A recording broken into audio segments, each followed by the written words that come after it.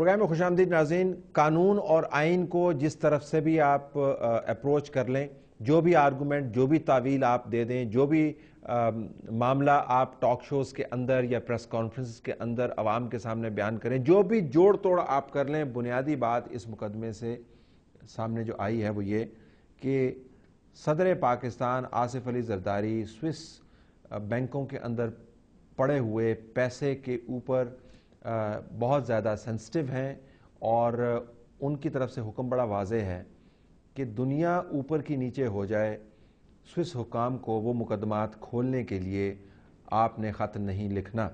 اعزاز احسن اور prime minister Pakistan کے جتنے آرگومنٹس تھے کہ صدر کو استثناء حاصل ہے، اس کی بنیاد یہ ہے کہ پیسوں کے اوپر خط نہیں لکھنا، قانون کے ہر شق استعمال کرنی ہے. اور ایک شق جو بار بار اعزاز احسن نے بیان کی، جس کا مختصراً ذکر کیا اس فیصلے کے اندر، وہ یہ کہ صدر کو صدر کے عہدے پر فائز ہونے کی وجہ سے استثناء حاصل ہے اور کسی بھی مقدمے کی کارروائی سے وہ مستثنیٰ ہے.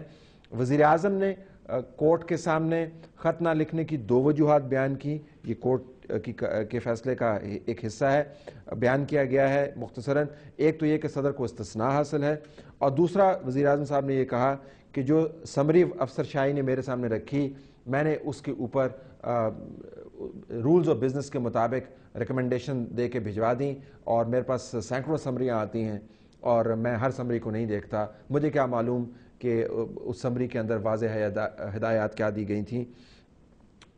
کورٹ نے یہ بات نوٹ کی کہ وزیر اعظم نے ایک طرف تو یہ پلی لی کہ مجھے پتہ نہیں تھا، دوسری طرف یہ بھی پلی لے رہے ہیں کہ صدر آصف علی زرداری کے خلاف کوئی مقدمہ نہیں کھل سکتا کیونکہ ان کو استثناء حاصل ہے. تو یا تو آپ کو معلوم نہیں تھا، اور یا آپ کو اتنا کچھ معلوم تھا کہ آپ نے اپنا ذہن اپلائی کر لیا اور قانون اور آئین کی تشریح کر لی اور حتمی نتیجہ اخذ کر لیا کہ صدر کو استثناء حاصل ہے. ایک ہی ایشو کے اوپر آپ دماغ نہیں بھی استعمال کرتے اور کرتے بھی ہیں. عدالت نے یہ جو تضاد ہے اس کو پکڑا.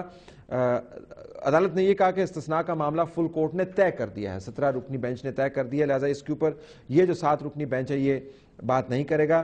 لیکن عدالت نے یہ دلیل ماننے سے انکار کر دیا کہ چونکہ صدر کو استثناء حاصل ہے لہذا ہم مقدمے کے اندر جو فیصلہ ہے اس کو امپلیمنٹ نہیں کر سکتے. عدالت نے یہ کہا کہ ایک تو یہ نوٹ کیا کہ سوئس عدالتوں کے اندر جو مقدمے بنے ہیں، یہ اہم نقطہ ہے ناظرین، سوئس عدالتوں کے اندر جو مقدمے بنے وہ پاکستان نے شروع نہیں کروائے تھے.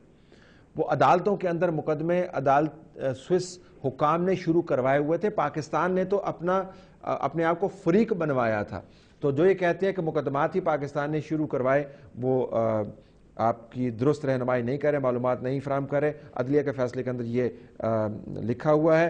اور سپریم کورٹ نے یہ بھی کہا کہ آپ کا جو کہنا ہے کہ سپریم کورٹ کے حکم کے اوپر عمل درآمد سپریم کورٹ خود نہیں کروا سکتی، یہ ہائی کورٹس کا یا اسلام آباد کی کورٹ کا کام ہے، تو سپریم کورٹ نے یہ بات بھی رد کر دی.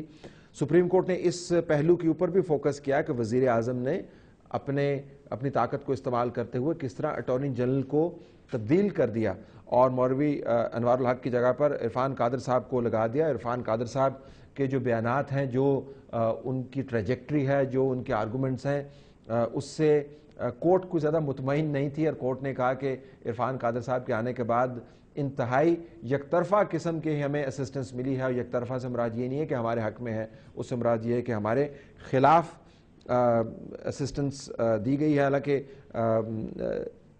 پروسیکیوٹر تھے اٹارنی جنرل، لیکن عرفان قادر صاحب نے آتے ہوئی تمام معاملات کو الٹا کر دیا. کورٹ نے یہ بات نوٹ کیا.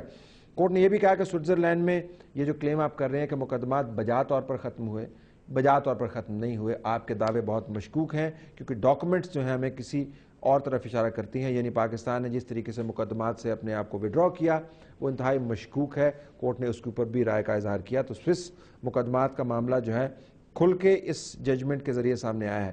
بریک کے بعد آئیں گے تو پروگرام کو ہم کنکلوڈ کریں گے. 3-4 نکات رہ گئے ہیں. یہ وہ فیصلہ ہے جو کل پرسوں ترسوں بار بار کوٹ ہوگا. ہم نے سوچا کہ اس کی سمری آپ کے سامنے رکھیں.